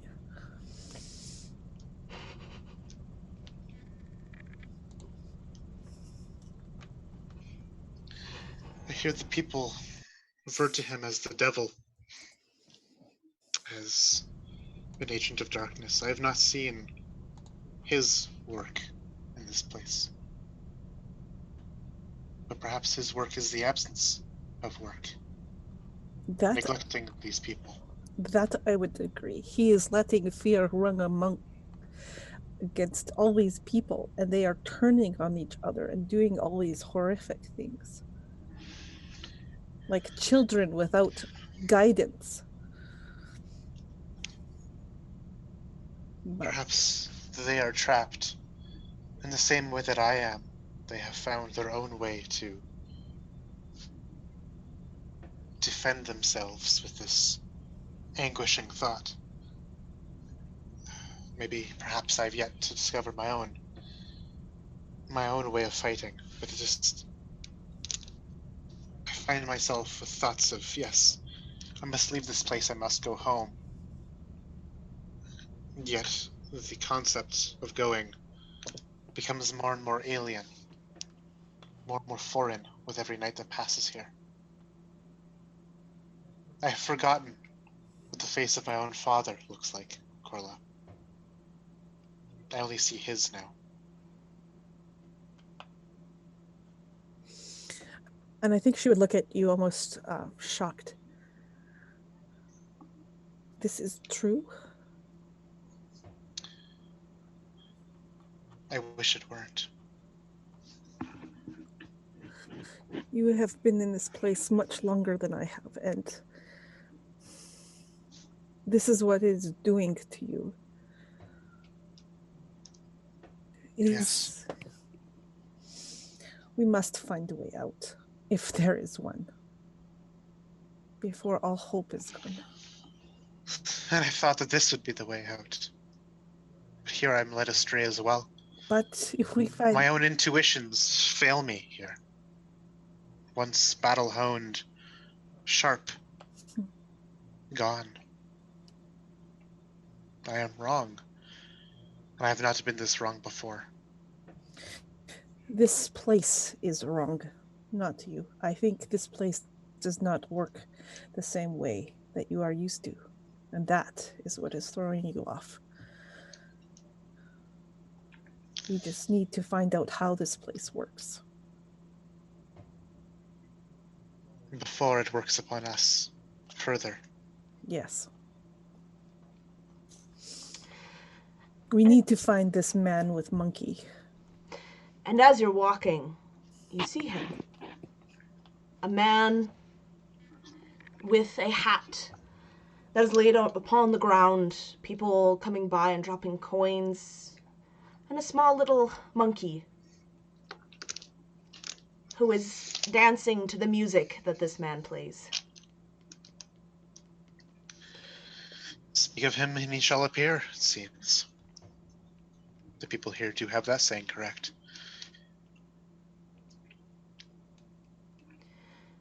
And Jean would approach the man with the monkey, though with a look of determination rather than that of one who is entertained or willing to be a client.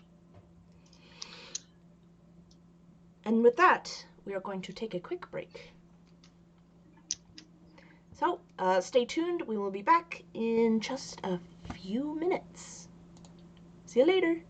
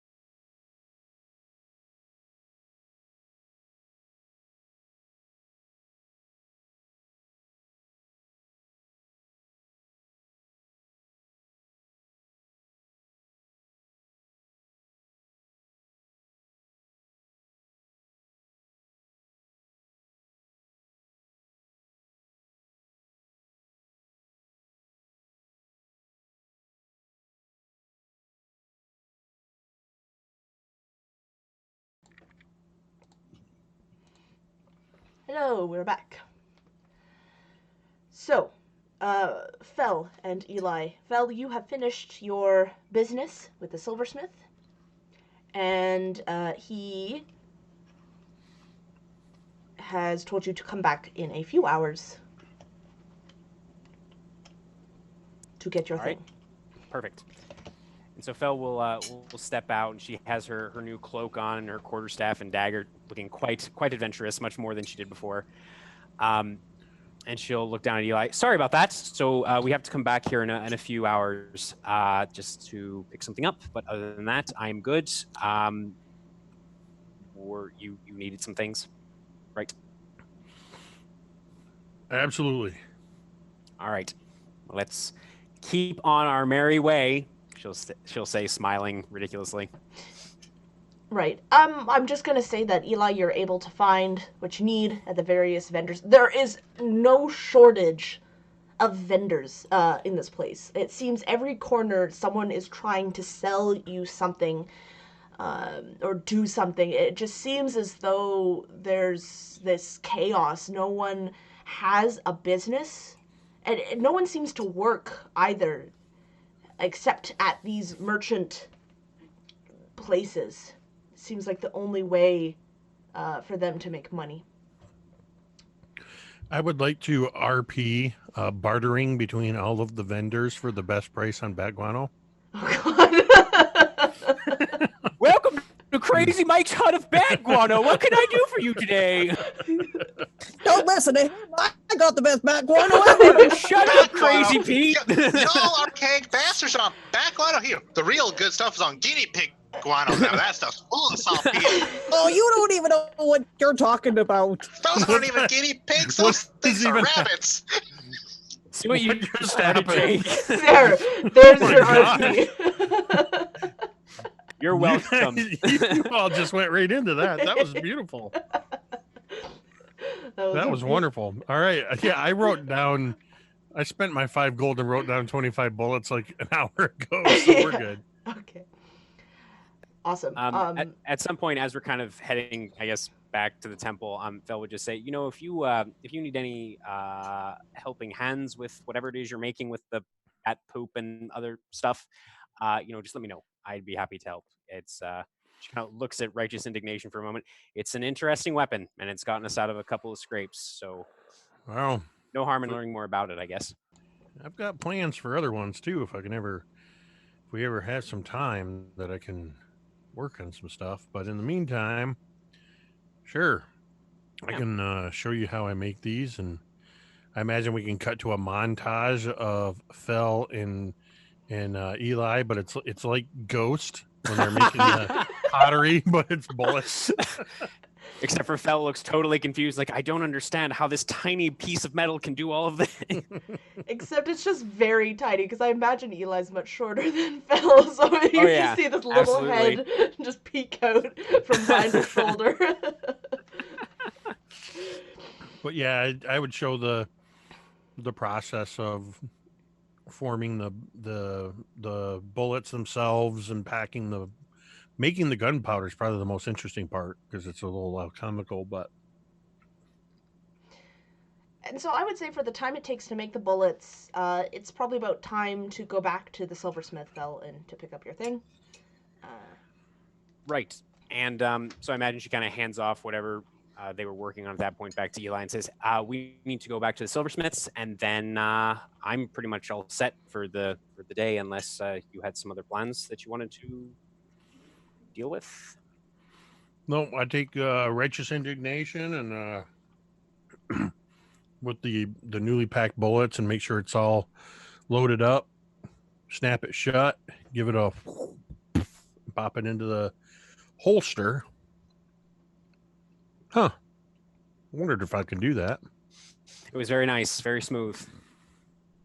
How did you, just out of curiosity, how did you come by such a device? I'm assuming you made it yourself, but mind if I ask why or how?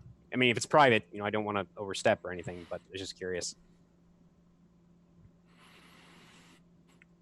The craftsmanship of Righteous Indignation itself was how I occupied my time for the better part of 2 years.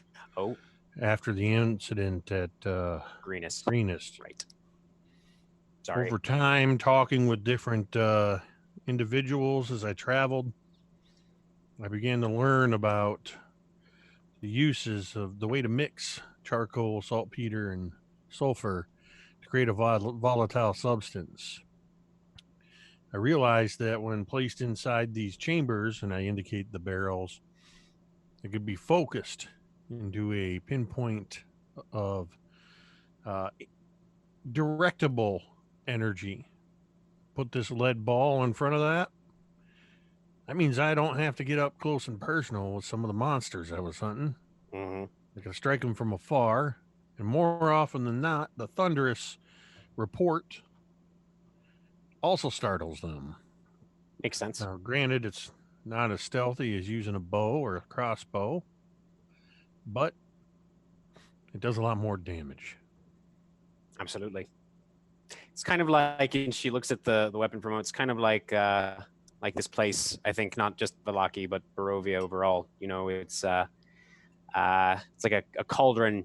You know, the contents are under such a great amount of pressure that things just start to boil over. You know, don't you kind of get that feeling from the people around here? It's like they're either incredibly depressed or so manic that I feel like it's only a matter of time before something happens. Definitely feels like there's something bubbling under the surface, waiting to burst forth at any moment. Right. It's a very astute metaphor. I read a lot. It helps. Well, it shows. Yeah. Anyway, let's go to the silversmith, and then I guess we'll just come back here and wait for the others to come back. And we do that. All right. So, Corla and Jean, you see the man with the monkey.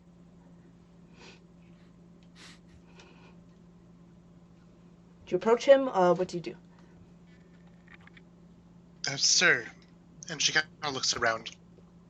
Can we speak in private for a moment? I am Jean. Is there something wrong? Do I need more permits again? Permits. No,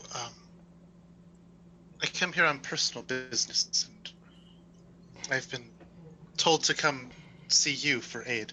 No, I'm sorry. The monkey is not for sale.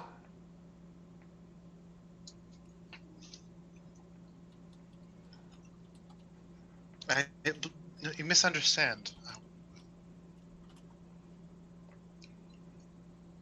And I don't have any wares to sell at this time. I just wish to speak with you a moment. Make me a persuasion check, please.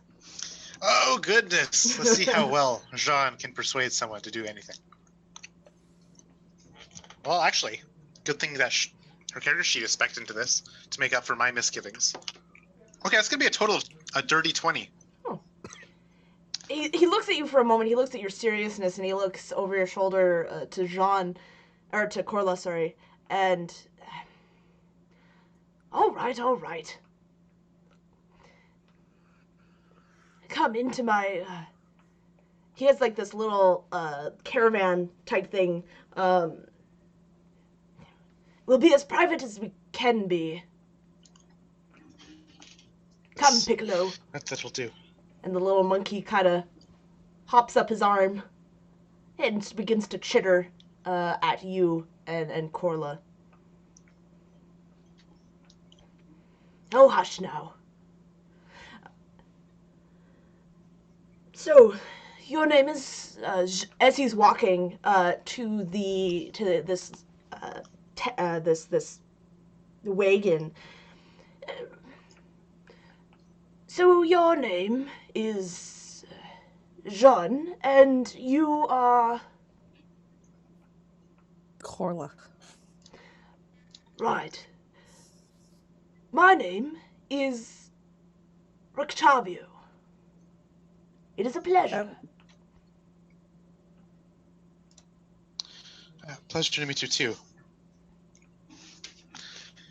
Listen, on this business I come for, Do you know much of the Vistani?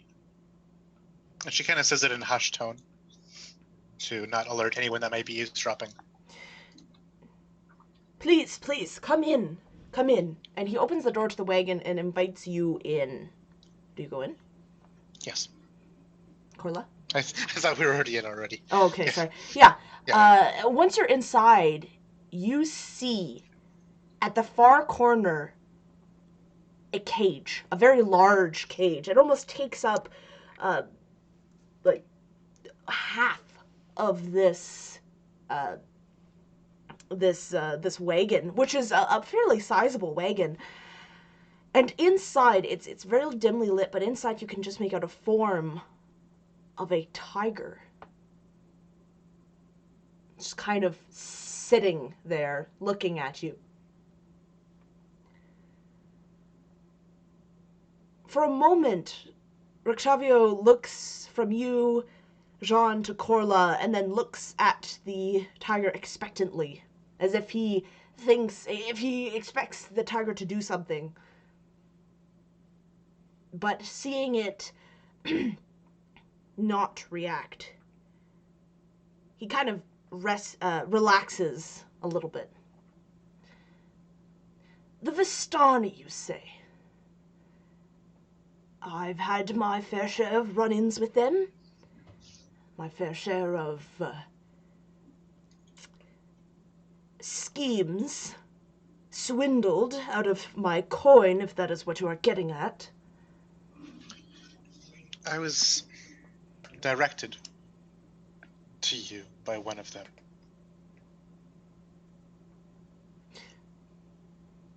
And who would that be? One named Madame Eva.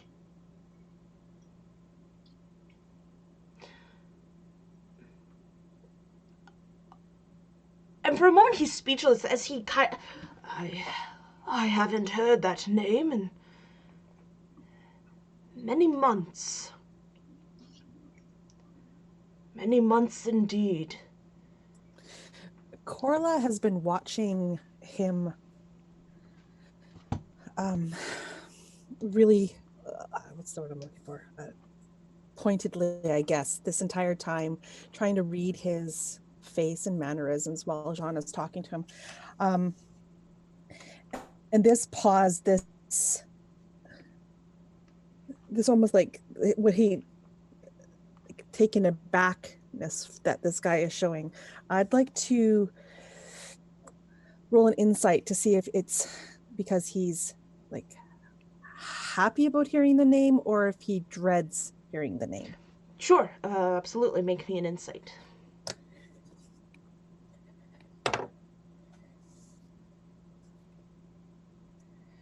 That will be a dirty 20.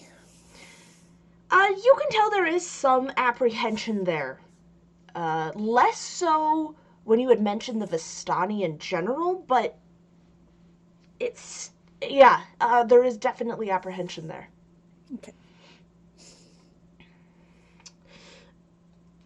Right. Well, unfortunately, Madame Eva has banned me from ever speaking with her.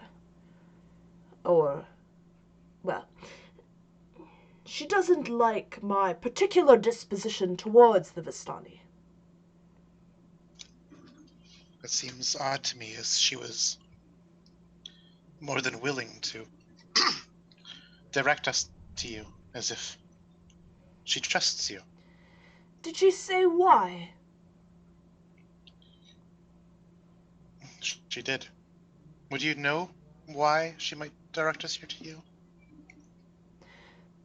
There are a few different reasons. I have been around, shall we say.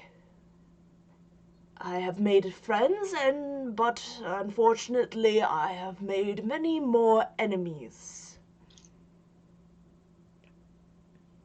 So forgive me if I am a bit apprehensive.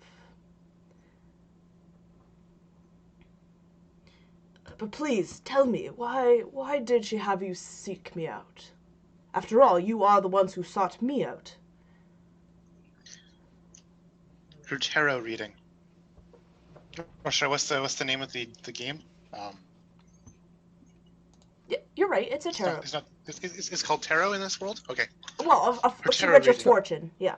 Taroka. Yeah. Taroka, that's the word. That's the word. Taroka. Yeah. Her Taroka Yeah. led me to you. She said you would help us with our battle against darkness.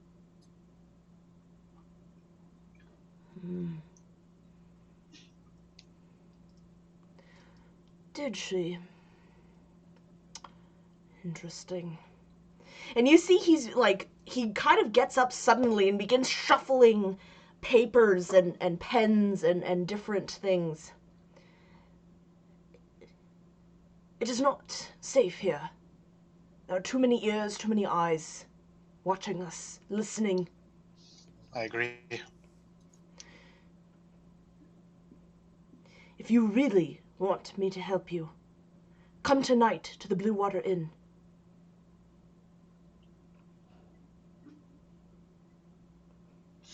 Very well. And Jean will give you, Corla, kind of a knowing, a knowing look of like, oh, we're onto something kind of look.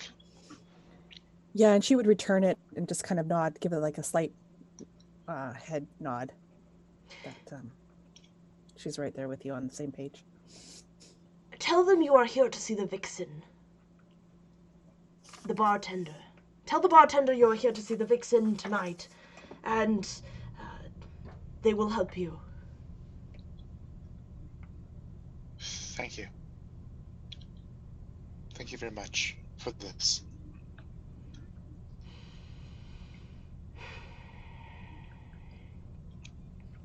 And if it would be best, we will be leaving. Do not mention a word of this to anyone. Do not even mention the name. Do not mention my name or the name of the vixen. In this place, our secrecy is well kept, knowing what lurks in the shadows and what lurks in the light. You have my word. Madame Eva is powerful, yes, but she cannot be trusted fully. She is Vistani, after all. Of course. Those But Vistani have swindled many coin out of my own pocket. indeed, they are much more than they appear. But I have said too much already. Go. I will expect to see you tonight. And you may call me Van Richten. And Jean will place a gold coin upon a nearby surface as just like a peace of mind token of gratitude and thanks, and as even payment for any troubles he might be in because of this arrangement that we've made. And she says she does this almost silently, letting just her actions speak for it before she leaves. And so you both leave? Yeah. Okay. Yeah. And if you don't have anything to do, would you return to the church? Jean would. This is all she needed to do in this place, and all she wants to do in this place. Yeah, Corla would be accompanying Jean back to the church. Okay. So you go back and you meet Fel and Eli, who are there. Who you guys have not been waiting long. So, did you do everything you needed to? We go to Blue Water Inn tonight. Our leads have converged on a single place, that Blue Water Inn. Oh, that's right. I thought I heard somebody mentioning there was a full moon tonight. Thought it was a few days from now, but that's good. I guess it means we're here for one day less. So maybe we can get this taken care of tonight and then leave. That is my idea as well. The only thing is, and she'll look over to you, Eli, that means we're going to miss the Baron's dinner. Hopefully he'll be able to deal with the heartbreak. One thing I might suggest to us all is to keep our wits about us. Perhaps these people who send us this way know of our intentions and our leanings here. It may not be actually upon our side. Oh, you think this is some sort of trap? It could definitely be a trap. I've been done in by those who I trusted in the past. Oh, I think when you say that, Corla, Oh shit! Corla sends you the most dagger-filled glare possible. Yikes. The court of politics is not one to tread lightly in. Strahd will continue through these dagger glares to try and steer the conversation in its own course. Seems a fair assessment to assume that pretty much just assume everything is some kind of trap luring us in based on just a few days observation in this place. Past experience is a harsh teacher, but it's a useful one. It is indeed, she says as she's looking at Jean. Fella's like looking anywhere but at Corla. Feel the tension just radiating. Anyway, we have a little bit of time, I'm sure, until evening, so I guess prepare and then we'll head out.